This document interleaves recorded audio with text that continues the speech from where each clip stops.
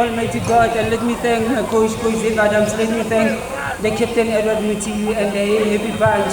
To be in the Happy Bunch is not easy because I have to learn more. I'm still learning, I'm still in the schools. Let me thank my sponsors, Nedbank, Biogene, Future Life, Nike, and Bavaria for being there for me.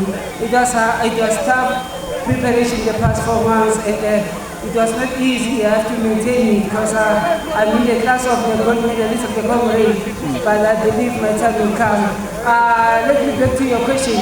The race was nice, but the last 15 days, honestly, it was difficult. It was hard. The time when I take the hill on the 34 on the hill, I tell myself that I have to maintain it because of it is the tough hill.